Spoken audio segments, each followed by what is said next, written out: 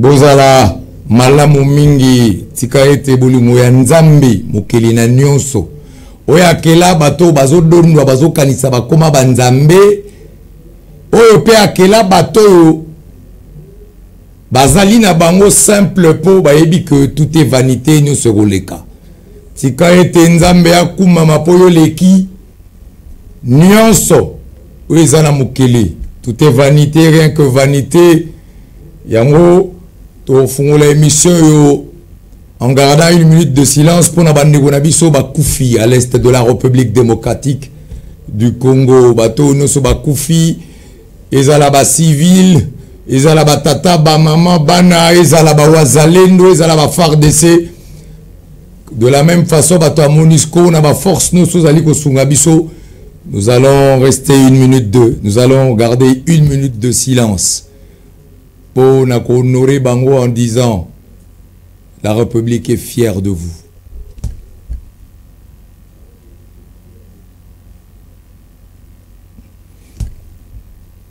Après cette minute de silence, Makambwe Bandi, Nenge Kaka, Boyebi, nous avons le devoir patriotique de parler de la République démocratique du Congo, mais de façon responsable.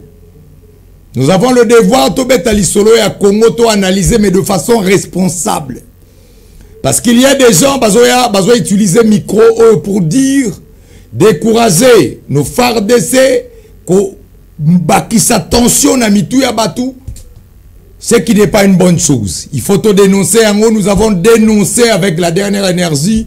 Bah propos moi Mboka Eliezer Atenaki récemment et pas iwapi akeko cité kombo ya un officier militaire ou azalaki na Goma Zobunda yakeko pe sa identité na c'est des choses comme ça que nous ne pouvons pas accepter ba livra ka ba identité ya ba combattant na biso pendant que il faut to batela bango.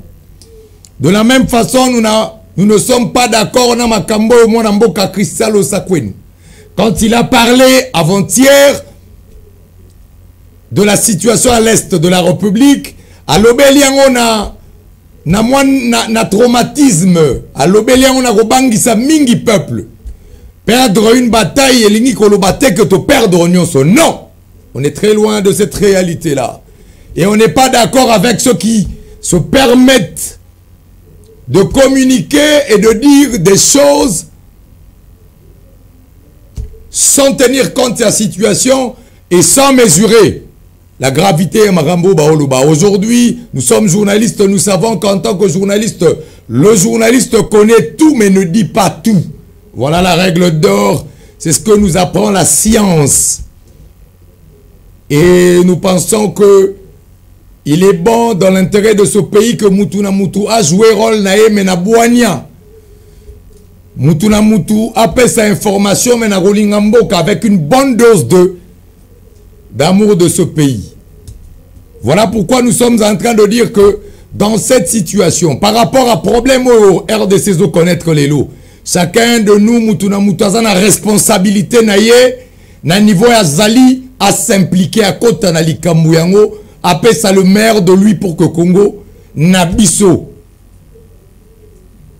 Ezala toujours na maboko na biso ete mungu nazwa temps ya kozwa yango te yango tozo kobelela ba politiciens surtout ba politiciens bino ba politiciens congolais. Excusez-nous peuple congolais tango babimaki na marche wa j'ai capté beaucoup de messages ba tout tango babimi na nzela ba exprimer d'abord soutien na bango na RDC na FARDC na à nos voyants FARDC ba tout babimi na nzela Congolais aliaka le jour, o aliaka lelo, na mbongo a kotisi lelo, lobi abimi po alia, andimi na ekobo mazugune mubimba.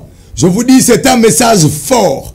Ça voulait juste montrer comment ba Congolais tolingaka Congo, comment nous sommes prêts à des sacrifices pour cette nation. Et j'ai aimé que ba Congolais jouent ba bimaki pour na politicien mon côté. Ba bimaki seulement pour na soutenir la République démocratique du Congo. Batu babimaki na nzela tepo ote ba soutenir Songolo Pakala. Ici les gens étaient sortis bango moko de façon spontanée pour dire pour donner un message à nos FARDC. Nous vous aimons, nous sommes derrière vous, nous soutenons la République, rien que la République. Mais to kamwe nengeni bon politique nous sou balingi ba récupérer yango bazo kata sonité. To kamwe comment il y a eu des hommes politiques bali baloba que bato babima geza à cause na bango, bato babima geza pour appel na bango, to kamwe tozo kamwe ba politicien o bazanga soni. Nengeni ni ba zui courage ya kokosa. Pour bayo kaka sonité. Kolebisa batu ke batu babima ki pour na bango non et archi faux. Nous voulons recadrer les choses et dire ce qu'il faut dire, mais en toute responsabilité, mais dans la vérité, les gens sont sortis uniquement pour l'amour du Congo. Bah, politiciens, azali sage à comprendre que le peuple n'a un message balancé qui est à koloba que bah, côté la mutute, to côté la ka bato bazali ko soutenir Congo. To ko soutenir ba faire de ces pauvres bazali ko bunda pona biso ba Congolais. Toko soutenir ba politicien ba sala kama kambu pona ba Congolais. Et non ba ba ka ko kosa biso ko rouler biso na ba jeu politique na ba promesse à lukuta ba reçoit bisoté. Nous sommes vigilants, le peuple congolais est vigilant. Ba tout ba gondi malisu ba distraction te na ba promesse à lukutati. Nous sommes devenus plus voyants, plus clairs. On regarde bien la situation. Tolingi tellement bon na biso que maintenant là on veut que le Congo Oyo, bah agressa, bah monnaie cette fois-ci, le Congo faut être tellement avec la dernière énergie. Ah, toi, le baboto, télémima, c'est qui l'y soute. Ah, toi, le baboé, bah maman, bah tiki, ko te kabilo, on a bah bimina, balabala pour donner un message. Nous soutenons nos FARDC, mais toboy, bouzo, bah y'a politicien. Bouzo, bah bozo, on a un recours à biso peuple. Pour la intérêt, na bino, ya bino, na ba, na bino. Nous avons besoin de l'unité, chef de l'État, Loubakiam. Nous avons besoin de l'unité. Le chef de l'État, tu as dit discours, le discours à chef de l'État. Tu as dit biso bo réagir, tu as tapé sa idée na ye, nengenini. Bo yambi discours à chef de l'État, bo monyango nengenini. Point de vue, pardon, nabino, et zappé, nengenini par rapport et adresse à Mokonzamboka. Le chef de l'État, dans ce discours, il faut résumer à lobby bouille. Le chef de l'État lobby, bah Congolais botela, boye ba que, les kani, ezali ko toucher makasi. Atalisie que kalamingite, armée ezali ko bongamba po, ba lancer ba attaque ya ko récupérer Congo na biso. Asengi na ba jeune ba ko armée to pesa makasi na ba FARDC na biso. Alors bien que communauté internationale va le le côté. Puis abeleli yango lisusu. Pemeni wana bakisi que il faut Congolais na Congolais tom zalaliboke et loko moko unité nationale. Ezala. A rassurer pe ba Congolais nyonso tata mama boye ba que l'état ba lalité ba ko telema ba ko sala makambo. Wana maloba ya chef de l'État to eux qui yango kasi biso pe na ngamu na biso tolingi to analyser. Yango numéro na biso yango wana eza ouvert déjà bo banda ko benga to analyser. Bo pe sa pe ba réaction na bino par rapport à discours à Mokonzi Mboka nengeni bomonaki. Kasi déjà to roloba quelque chose d'important. To yokaki batu na kata marche ba ko senga ba matisa la FARDC mbongo. Ba pe sa ba moyen na FARDC pour encourager les jeunes baya. Mingi na FARDC parce que motivation est tellement importante. Bah peut ça ba moyen na FARDC non seulement pour les jeunes ba côté belé mais pour ba FARDC. Bazwa lisusu makasi à part ya kolinga mboka o bazwa su makasi mingi penza ya kobunde la FARDC. Donnons nos moyens, donnons beaucoup plus de moyens financiers. Pourquoi pas $500 na soda moko pour sentir nini au dollar au lingamboka nini ba FARDC na biso ba ko beta to mona gango déjà na Goma kuna coup de chapeau à nos vaillants FARDC qui ont résisté kuna non c'est formidable, ils sont formidables nos vaillants FARDC ba wazalendo somo peuple les ont les mbaté parce que batu batelemi balobi trop c'est trop buzobo eleki trou. Comment au 21e siècle tokondima qu'un pays souverain le roi de la RDC et kende kondima que le Rwanda a combattu la biso boenazolo. Nous on ne peut plus accepter batu babo yango. Qu'on coopérer en tant que pays voisin, oui. Mais vouloir qu'on soit mboka ya batu. Nenge Rwanda linga boto la biso mboka. A gérer biso le kwa ba amike. A piller biso. A sakana na richesse na biso po bango ba bonga. Biso to tika la libu mutulu. Ça on dit non.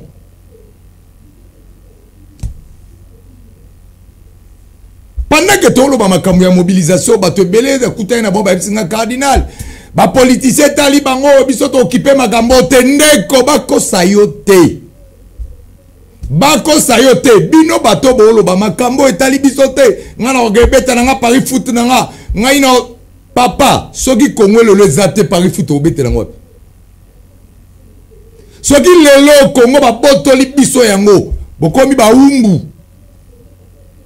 Ba esclave o kende na liberté na yo komela mwa bière wapi yom tolingaka bière yom tolingaka tambula o kende ko tambula na madame nenge nini soki Congo ba botoli biso yango eke yo komi moumbu keba yango tozoloba tout le monde congolais nyonso vous avez intérêt ya kokota makambo yo ya kolinga mboka na biso po yango nde mutu epesaka biso liberté ya kodondwa ndenge todondwaka ndenge totambolaka ndenge tozalaka bien eza po Congo eza soki eza te soki lelo tokomi baumbu je vous dis masekiti moumbu boyebi ndenge avivaka moumbu wana droit te bakoniata bino lokola kasa bona droit osa eloko te bango nde baorenie basi na bana bino bakosakana na bango est-ce que eloko bolingi yango wana voilà pourquoi tokoloba Congolais nyonso ozala ekenge place ozali zala ekenge tala pembeni omoni batu moko boyebi bango te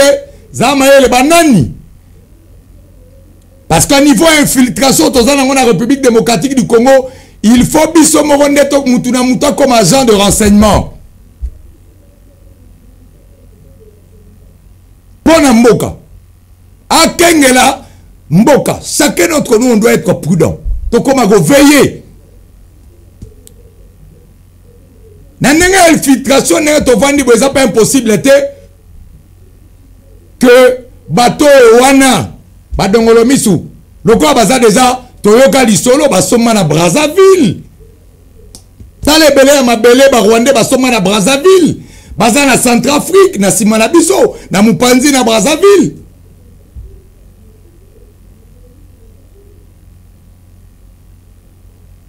batu bazokota bato bazobima na omituna ga motuna eloko ni elakisi te ke bamusu pe baya na Kinshasa to réfléchir eloko ni elakisi te ke banguna mususu to ba Rwandais mususu to ba lingi Congo te o bazoluka mabe kozwa pays na biso na baumbu koboto na biso Congo eloko ni elakisi te ke batu musu bazada na Kinshasa ke ba élément na ba musu bazada na Kinshasa nenge ba musu pe bazaki déjà na Goma nenge ba musu déjà nenge toyebeli infiltration ezalaka yango tozali ko remercier ba patrouille bandi banda lobby ba patrouille mixte ya la police na armée bandi eza pas impossible te bon na ba barrière na banzela et pas yopi ba tala ba patrouille na butu pour ko kengela bana mboka boka moi tête c'est pour vous sécuriser mais au-delà de ça mutu na mutu fazala Lissou, ya Congo. Atalaga, nani. Qu'est-ce qui se passe dans son avenue? Batouni n'y a clarté. Parce qu'infiltration, na volonté au Rwanda, komi na ngoya koduka koboto la Congo, ko sala biso mabe. Pona biloko na biso. Et memi bango na niveau que, bango moko ba bimi na mpoasa. Ba koti penza, sans ko batama, na Goma, ba mila kisi boye. Lingi koloba ke tokomi na niveau yo ba pusi mutema mabe na bango liboso ko envier Congo elekaki ba makasi ba komi déterminé à kozwa biso mboka yango wana mutwala la lisu pongi ya ba bébé te lisu likolo ya lisu to zimele to tala bango chaque Congolais fois à la agent à renseignement. Vous allez veiller. Pour vraiment, na posate na comme Moumbu. Il y a batu moko boye na 21e siècle. Alors que Bamboke s'est développé biso, le collabo mengwele ki biso la zoua ya ba voisin mususu.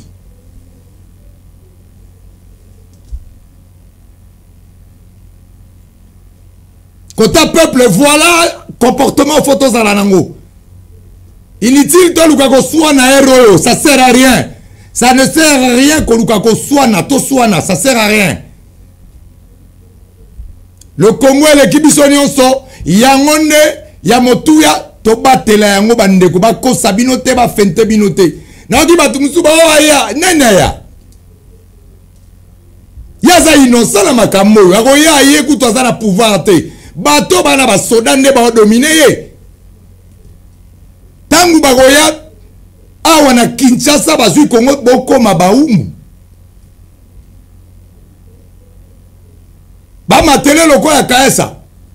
Non, je crois que les lonés tozali boye Congolais non soza fier ya liberté za la kanango. Congolais non salinga mona mwana kola bien en toute liberté.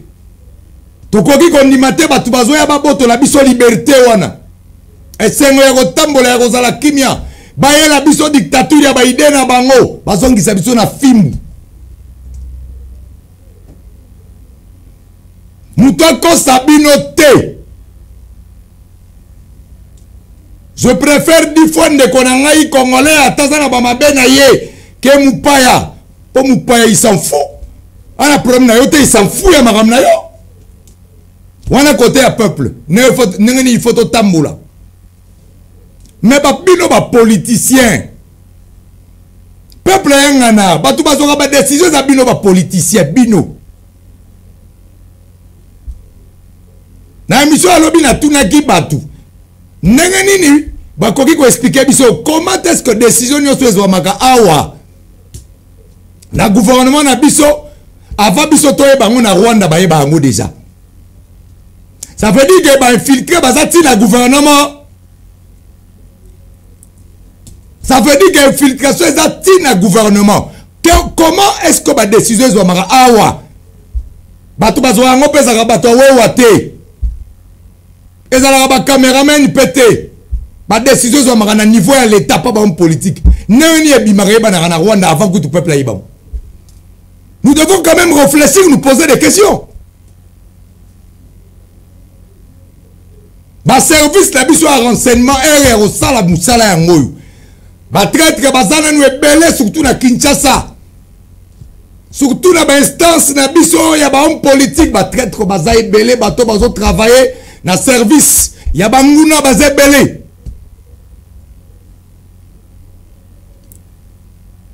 Le peuple est un peu ça faire des armements.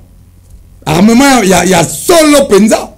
Ba pesa bango ba salaire à bien soda liboso banana $500. C'est ça, c'est comme ça aussi qu'on gagne une guerre. Donc un message wana na marche. Donnez à nos militaires $500 to bandawana. Ceux qui vont à tata 300, 350, $700. Payez comme il se doit à nos militaires. To bandelawana.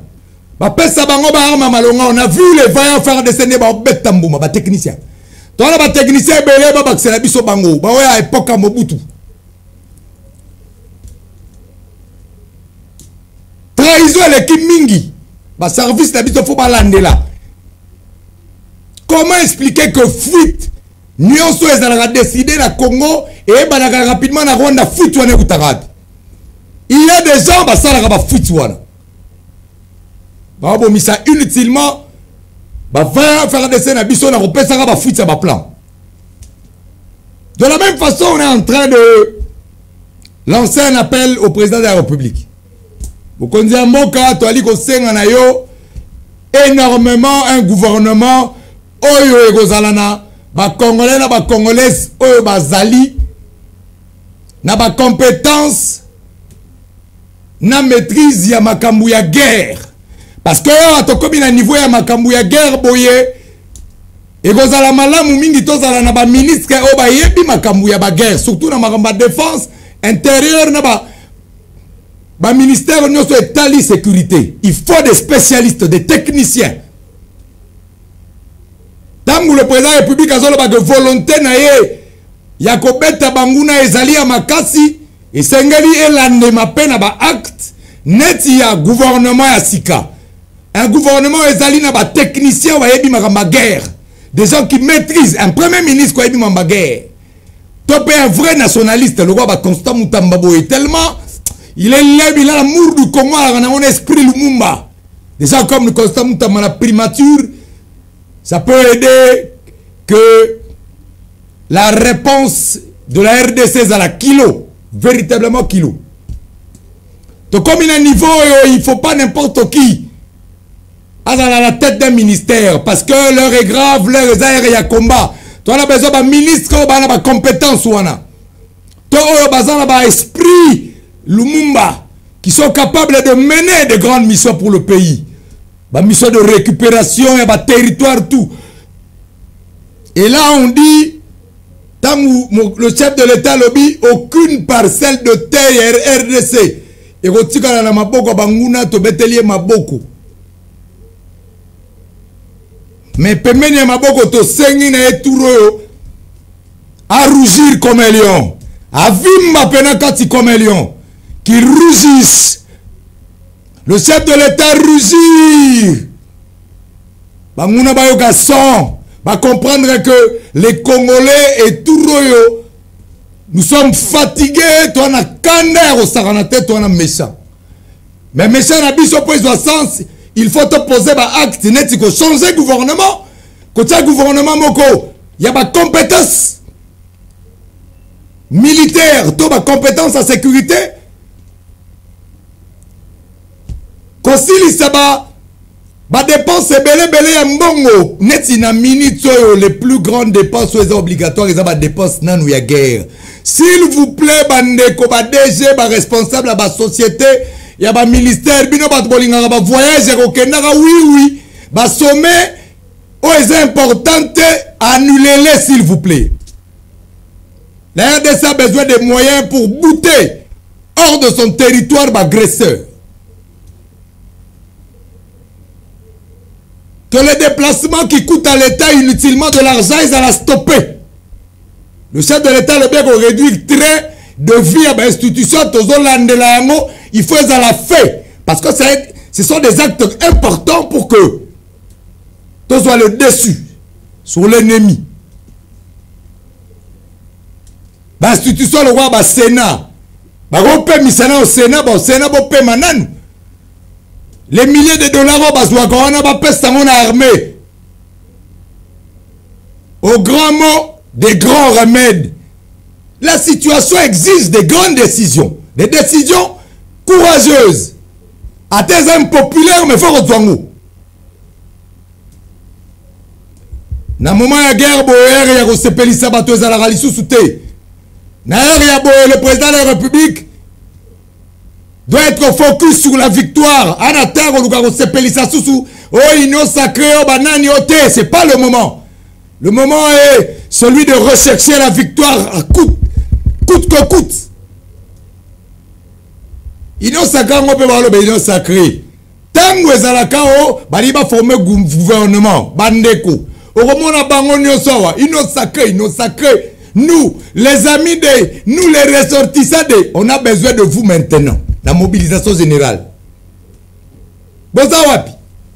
On se pose la question. Wapi bino? Ba déclaration de la Mikolotoa. Nous, on soutient. Wapi bino? Où sont vos soutiens? Yangoto Ebisaki, chef de l'État, il est face à l'histoire. Et il la juger dans l'histoire. L'histoire le jugera lui. Moutako ça a été qu'il ne se fasse influencer par personne. Il est face à l'histoire, Yemoko face à sa conscience. Azwa ma décision non pas pour faire plaisir aux gens, mais d'abord pour l'intérêt du pays. L'ère au CPLI Sabato est terminée. C'est le moment. Yarocha Kongona nous liboso. Wa CPLité Azakuna. CPLité au Vandiguna. ba leader ya union sacrée. L'erreur tant que mamba gouvernement quand il s'agit du partage des gâteaux, l'erreur tout le monde ba soutien. Batulu. Ozoka ba communiquer, tozo kabinote boza wapi. Toyebisaki chef de l'État et belé bazana yo. C'est seulement pour bazwa pouvoir, mais en réalité balingara na bango régime na yo te. Beaucoup d'hommes politiques ba ina ino sacré na ndenge ya façade, na ndenge ka ba ya komi bomba na bambongo na bango. Baluka bazwa pouvoir, mais ce sont des gens qui n'aiment pas le chef de l'État. Comment vous dites qu'elle est indifférent pour les Camerounais comme il a le roi président Félix Tshisekedi? N'est-ce pas que Bino Mboemba tous les jours, Bisso, nous, on soutient le chef d'État, on peut soutenir les Bino.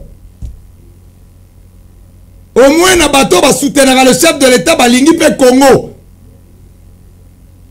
Na la bateau ino sacré.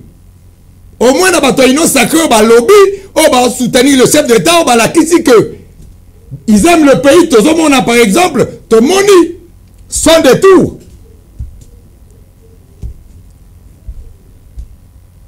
Le PDG, le Parti pour la bonne gouvernance, c'est moi Mboka. Autorité morale, patriarche Modeste Mutinga. Tout le monde que parmi les rares partis, il y a une autre télémi pour l'obéla. Va soutenir Écolo, va soutenir le chef de l'État. Va soutenir paix. Va soutenir paix. Nos frères d'essai. Toyoki, Tomoni, son message puissant, patriotique. Il y a l'honorable Marie-Kate Mutinga qui, elle, n'est pas restée les mains croisées. Elle n'est pas restée tranquille face à la misère. N'a les massacres qui se font à l'Est. Après ce message patriotique. Bon, message, il y a l'honorable Marie-Kate Mutinga, la présidente nationale, il y a PDG, qui ici soutient nos FARDC. Profondément préoccupé par la dégradation de la situation sécuritaire à l'est de la République démocratique du Congo et plus particulièrement dans la ville de Goma, je réitère mon soutien indéfectible au président de la République, son Excellence Félix Antoine Tshisekedi Tshilombo, chef de l'État, pour ses efforts et sa détermination à restaurer la paix dans cette partie de la République. Face à l'agression injuste et barbare qui nous est imposée par les Rwandais et ses supplétifs du M23 et AFC, j'en appelle à l'unité nationale et à l'appui nécessaire à nos vaillants soldats et aux patriotes Wazalendo qui se battent sans relâche pour la défense de l'intégrité de notre territoire national. J'exhorte nos troupes au front à tenir bon et invite le peuple congolais, toutes tendances confondues, à se mobiliser pour sauver la patrie. Dans ce contexte douloureux, j'exprime ma compassion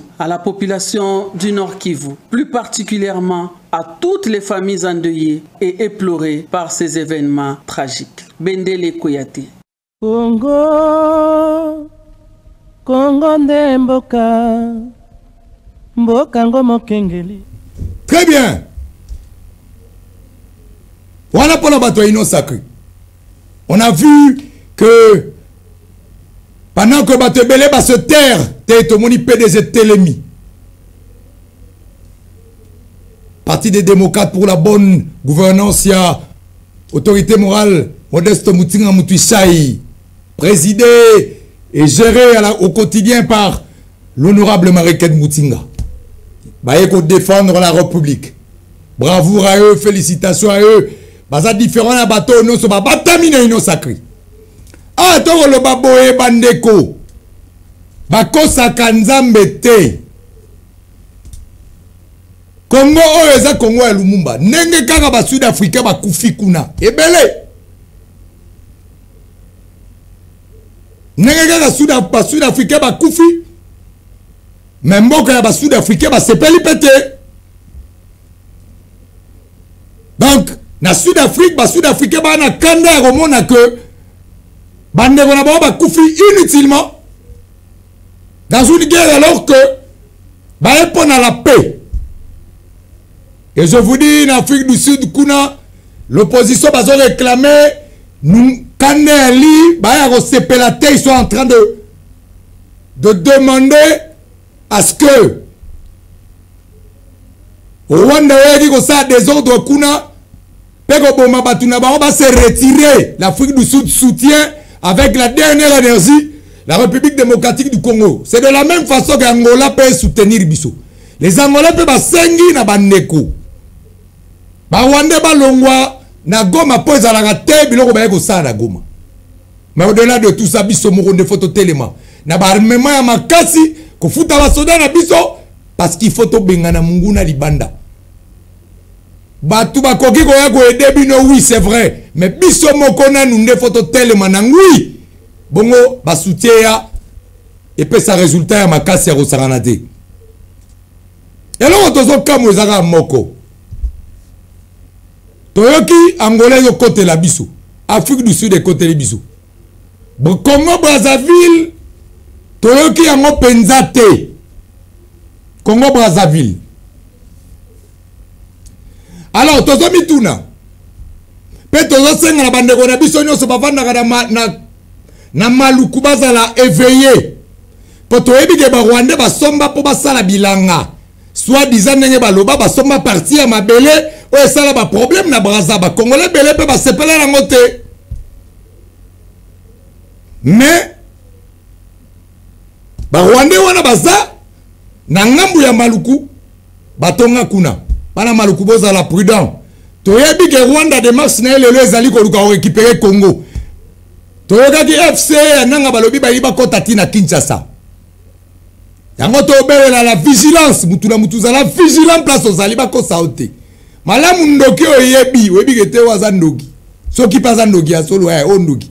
Ke mutu moko bazoya ko pakola ba créer balobi oyo ndanje lunzoka nde dongolo misu. Qu'on ne nous trompe pas, qu'on ne vous trompe pas. Malamu toza na ndeko na biso awa. Soki ba élection ekoki asali Congolais musupe aye. Problème ya te. Mais tous les gens qui ont ba paya luvunu wana bolotate. Pendant ce temps, nous sommes en train de dire il faut que ba ministre, le nouveau gouvernement roya écoute rapidement et il y a la logique de la guerre train de via ba institution, ça veut dire Mongwe belé que dans l'institution faut pas diminuer yango pour que nambo wana ndenge mokonza lobaki et ça les mambangu e bando kende na ba soda bazo ba salaire bien bazo manduki baliaka bien na guerre pour ba beta massa si bien ba bundela ekolo kitoko donc on nous faire de les moyens qu'il faut bato belé pe basengi ebi mais le chef de l'état pas voyager à mingité. Il est important que notre président a voyagé à pe mingité. Parce que nenga badongolo misu bazolanda koluka mabe et comme la Kinshasa basala mabe na ba institution bande ko ebele ba ko senga na chef de l'état voyagaka mingi te.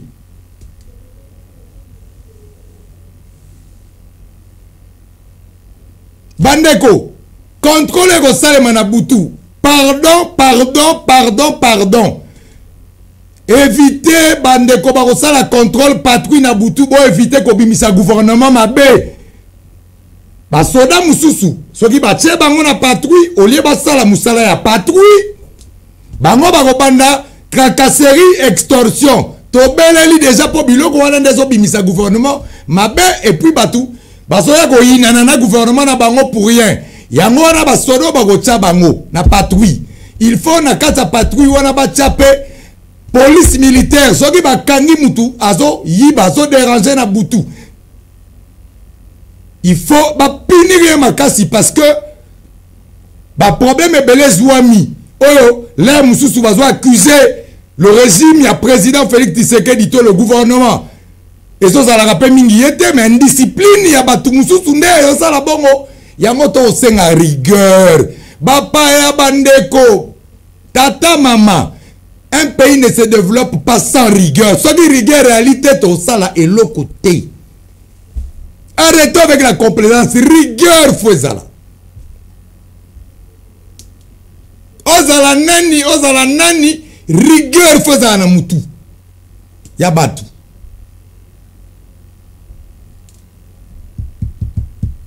Et ça c'est que contrôle patrouille et bandit batu bakomi ko sa maseki. Bakanga bambongo batu. Koboto la batu ba téléphone non. Non non.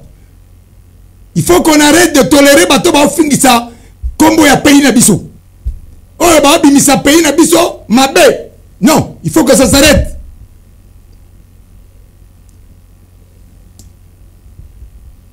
Tolobaki ba policier bozana cité boye bomoni policier moko. Ba policier bazaya bien belé. Tozo féliciter, tozo encourager musala na bango. Kasi ba mouton noir ba policier mabe. Biso na bino topesa bango tenter. Au moni e filmé tinde la biso image. Toko tinde la Terminator to benga Blaise Kilimba Limba. Le général Blaise Kilimba Limba. On a signé parce qu'il est totalement déterminé à Silissa. Kuluna. À Silissa na bango. Donc, au moni policier, Mogo ya Mouibi, ya ba aventure. Filmé tinde la biso image. On kangaye rapidement. Kuluna Mogo ya Munene, boyebi place avant na adresse ya libo tinde la biso ba image. Rapidement. Au bourgmestre moko, bozo mon clarté azana ba M23 botine de la biso image. Lisu likola lisu tokotika na mutu tante moweza batu te moweza biso. Nous allons sécuriser ce pays tozana bino mayele. Boli bocha biso na ba difficulté bozongisa biso na tipo tipo. Impossible. Et voilà pourquoi on dit saluer pour na Congo. Tous ceux qui font la fierté de la République. Non, merci Seigneur. Tous ceux qui font la fierté pour la République. Tozo saluer bango. De la même façon, tozo senga na nzambe. Bande konyoso bazo bunana bang. Oh ba travailler na l'ennemi. Oh bazo piller Congo na nenga kati. Ezalaza ministre PDG. Kake beta na nenga osaranate. Qui soit foudroyé. Parce que il n'est pas normal que biso to tsaba mayele boyi. Le Congolais se mettent ensemble. Ba lukamboke ke liboso vous pillez. Bozo piller biso na kati yawo. Quand vous empêchez le quoi un projet pardon, le quoi la lampadaire. Bozo ka 300 millions bodundi la bino. Qui sait ça na molili le Congo na molili. Ba poser le quoi ba forage. Ba tout ba melama bien. Bodundi na bino. Bukangalonzo bodundi 100 jours. Mais finalement, vous n'aidez pas le pays. Et des gens le quoi bino vous faites. Bozo ça la que to comme un faible. Toroti que la bino tenté parce que le pays appartient aux Congolais to comme inango veiller. Nous allons défendre la patrie. Contre les adversaires extérieurs, on a des adversaires intérieurs. Il y a des adversaires extérieurs. Tu dis, Rwanda, Rwandais, Ougandais, la communauté internationale, on va soutenir Rabango, on va passer à armes. La société va sombre en matière première pas Rwanda pour que Rwanda a un bon pied biso. Rwanda va ennemi extérieur, mais va ennemi intérieur Bazali. Tous les ministres, tu es un ennemi intérieur. Tous ceux qui ont été cités par l'IGF, pour IGF a documenté le dossier naï. Tous ceux qui, selon l'IGF, bazoua mbongo ya l'État, batia yango na mabenga pona basi na bana bango. Alors que créa pauvreté peut passer na population. Batouana ba ennemi interne à Congo. Nenge tozo tsama yele po na M23 to bloqué to benga na bango il faut to tsama yele po to bloqué ba ennemi interne wana na ba traître.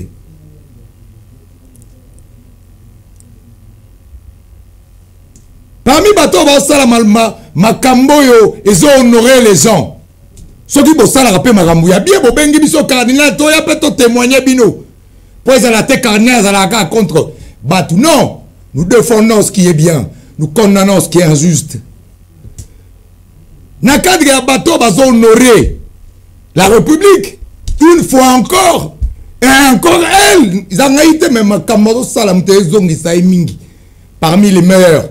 L'honorable Marie-Kate Moutinga bandeko ya Tsangu batali tout ce qu'elle a fait de formidable, de magnifique. Pona Tsangu va pessier trophée. Et dans cet élément, pourquoi va pessier trophée et ce qu'elle a fait de magnifique? Non, l'honorable Marie-Kate Moutinga, c'est un modèle de référence. Il y a l'amour de la patrie. Botal l'élément où il y a l'honorable Marie-Kate Moutinga, bon tout.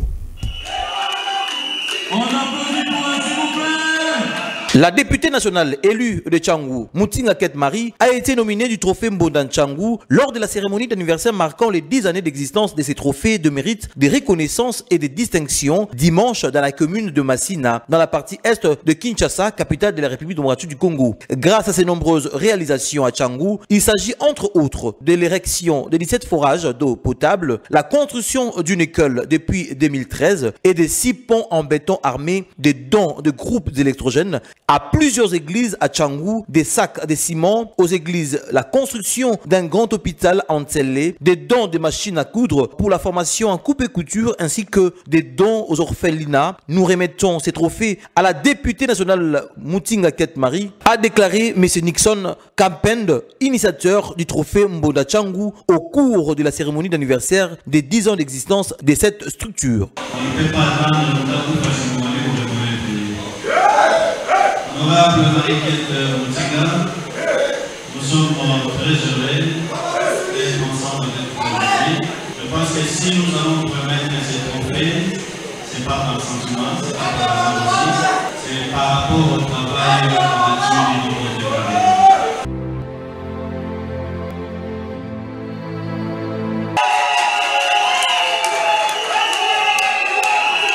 De son côté, la députée nationale Moutinga Kate Marie a remercié les organisateurs de cette cérémonie qui reconnaît les valeurs des leaders de Tchangou avant de dédier ces trophées aux compatriotes congolais de l'Est de la RDC. Nous sommes inquiets et tristes pour l'avenir de notre pays. Notre pays qui est menacé de balkanisation à la suite d'une guerre injuste nous imposée par le Rwanda et ses supplétifs du M23 et de l'FC de Corneille Nangaa.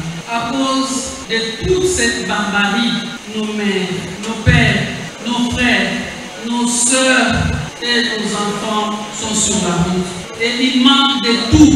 Ils n'ont ni habits, ni médicaments, ni eau, ni nourriture. Nous exprimons notre compassion et notre solidarité envers tous ces déplacés de guerre qui hier étaient à 7 millions et aujourd'hui le chiffre est de 10 millions de personnes déplacées. Nous leur dédions ces trophées. Elle a également demandé aux jeunes d'aimer le pays et de soutenir les chefs de l'État Antoine Félix Tshisekedi Tshilombo. Et je vois ici dans cette salle, il y a beaucoup de jeunes. Nous vous demandons d'aimer la patrie, de soutenir le chef de l'État. La députée nationale Moutinga Kate Marie est élue de Tchangou et présidente nationale du Parti des démocrates pour la bonne gouvernance, signale-t-on. Très bien. Nous réitérons nos félicitations les plus sincères à cette femme de cœur, à cette Congolaise remarquable, une femme d'exception, l'honorable Marie-Kate Moutinga, pour toute sa bonne foi, le sérieux, le patriotisme qu'elle a toujours mis dans ses actions. Nenga aura toujours permis le peuple, toujours et toujours. Et bon, yo leader Nabino. Te bino bo, namoni bino ti, namoni bino. Ouais, namoni bino bo fandote cardinal, aza alo belaga Marie-Kate Moutinga, mais sous bon la leader Nabino Samakamo. Appelez-nous. On va montrer aux Congolais qu'il y a des gens qui font des choses. Nenga to dénoncer pe bato ba sa elo rote. Na katika ya ambiance, to ya éveil patriotique, bana maniema pe basali marche ya munene lelo ezaki na maniema, Congolais toi de l'amour qui partout place azali, botala nanu ndenge lekanaki kuna na maniema, ambiance ndenge zalaki, pe bana maniema ba lobby surtout mwana mboka Robert Kongi oyo à se joindre na communauté nyonso kuna ba marché pona kolobaka Congolais ondima lisusu bozo bate 2012 et 2025 te. Otala. Na manifester à Kinshasa à Bukavu, ainsi partout, mais aussi à Kindu, à Maniema ici. Nous sommes déterminés pour soutenir nos voyants militaires des FARDC et Wazalendo qui sont au front, qui sont en train de payer sacrifice suprême pour l'intégrité de notre pays. Et c'est comme ça que nous sommes décidés d'être dans la rue et de faire voir à la communauté internationale que nous ne voulons pas que ces pays soient cédés, soient balkanisés. C'est ça le motif qui nous amène à faire la descente des marches citoyennes. Voilà. Awa Botiko Landa Bongo, Mwanamboka Robert Kongi, comme tout Congolais, Batelemaki, Bana Maniema, il n'est pas à la Guinakati en tant que leader d'opinion pour na Koloba. Non. Non et non et non à l'agression de notre République démocratique du Congo. Biso tem tozanga bino, totindaki bino Rwanda bozanga. Ba minéré. Biso totindaki bino te. Et comme un problème na biso boye ndenge nini. Biso to kabula mukili te. Nzambe muto alingeza la bongo. To batela ya biso jusqu'au sacrifice suprême. Jusqu'au sacrifice suprême, tu vas battre la biso Congo. Eh, tu vas la binote. Ba ennemi extérieur, ennemi intérieur, ya Congo, boye, ba que tu vas la binote. Nous sommes vigilants, toi, Maëli. Tu vas défendre le Congo pour na mutute, tu vas défendre le Congo pour na biso, à venir à bas na biso, na école na biso. Nous devons essayer d'unir les gens que tu vas kabouana, batu ya boye. Et même biso pe nulle part, banda to banda ko kabouana wa politique ango. 60 ans, le Congo est en sous la guerre, ça veut dire que la classe politique doit se poser des questions. Vous n'avez pas réussi à donner du feeling, de l'émergence, du bien vivre à la République. Donc, tout le monde a un grand leader. 60 ans après, il y a un modèle. Est-ce qu'il y a un grand leader par rapport à nous? Au même moment, il y a une question, il y a une question. Comment on a une question? Comment on a une question? Na tout ni kaka. Batu lokola ba Gandhi, ba sala ke bamboka na bango ke liboso. Voilà les grands hommes. Ba Nelson Mandela, pardon. Baza ba grands hommes. Tala ndenge ba pesa mboka ke liboso. Ba Thomas Sankara, ba Lumumba, e bongo yo. Obeta tolo ba benga au grand homme politique po au sala nini. O impacté Congo na nini? Question totuni yango wana. Kasi bandeko, en tout cas non. Koto e fona lo bango penza po bomba mabe. Oyebi dans la vie to ndimaka batu. Neti ngana ndimaka nanga le professeur Odon Oben Minaku nzala nzoko. Na lobaka yango ngai na ndimaka batu. Yango ngana ndimaka nanga sans détour avec Fox le professeur Oben Minaku nzala nzoko. L'homme du juste milieuisme. Moto ya kote ya batu. Balinga tolingana mutu atera batu l'amour du prochain soko lingi mutu otie bien il est pas koluka tiela bien la loi de la réciprocité l'amour appelle l'amour la haine et bien on rappelle haine yango na moni lo professeur Oben Minaku tango atera biso avec amour nenge ya lingela Congo un homme de bonne foi de bonne volonté quelqu'un qui aime massivement ce pays. Juste au milieu, isme boyi. Il veut seulement que tant aux salama kambu, tant aux linga au réussir, yebaga que ceux qui mouto bossa en affaire, aux salé bakana yazo réussir te, arolinga peut réussir te.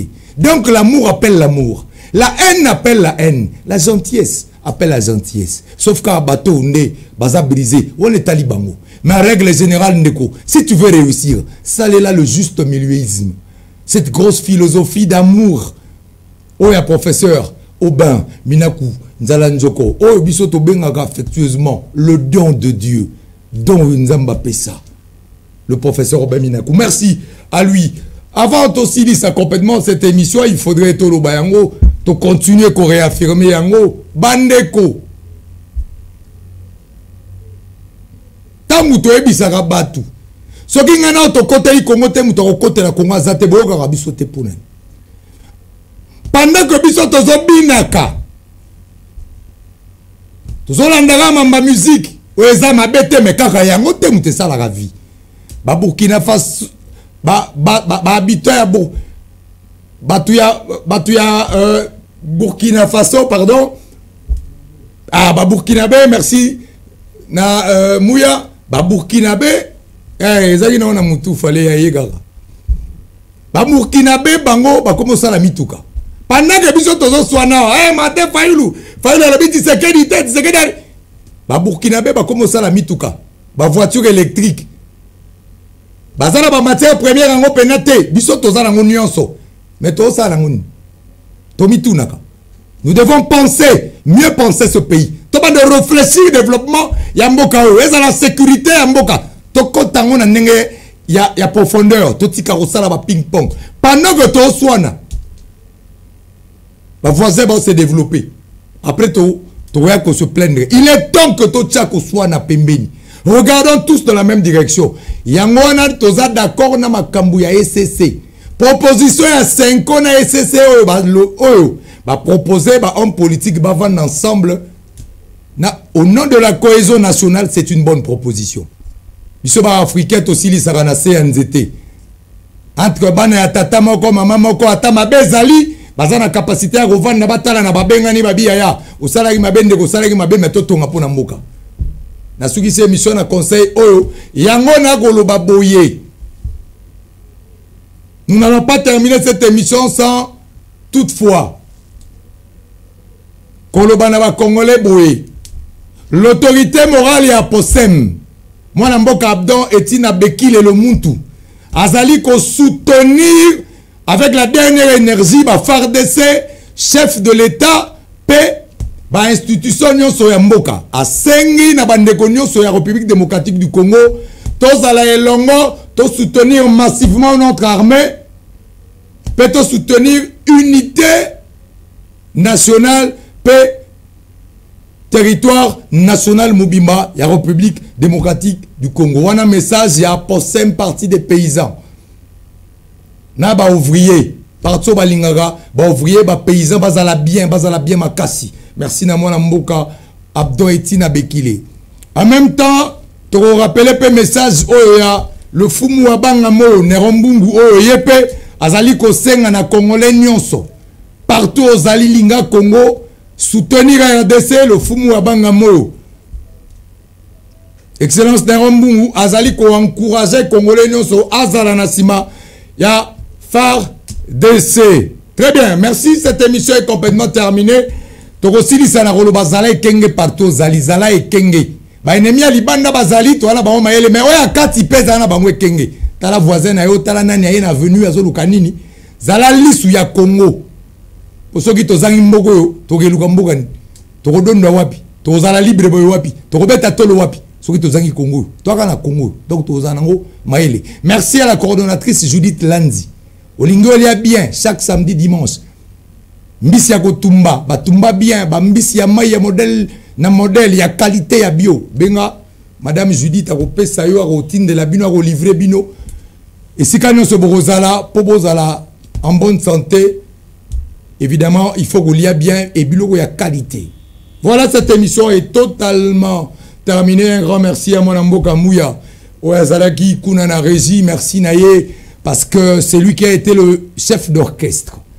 Il a ébellé un message aujourd'hui et il a fait avec un génie d'enfer. Merci, Amouya. Merci, Petit Nabiso, héritier Israël Awa. C'est un grand monsieur, il s'appelle Christian. Naoluka, Bakumango Kimi. Mais je crois que Israël, il faut Israël. Torres Naebani. Merci à monsieur Kassongo, l'homme et son destin. Apollinaire Kassonga. L'homme et son destin. Cette émission est complètement terminée avec le même plaisir. Tokutabino, Bolanda Biso, dans toutes nos chaînes. Boeba que, Sogimbogo Eke, Togozanamboga Msoute.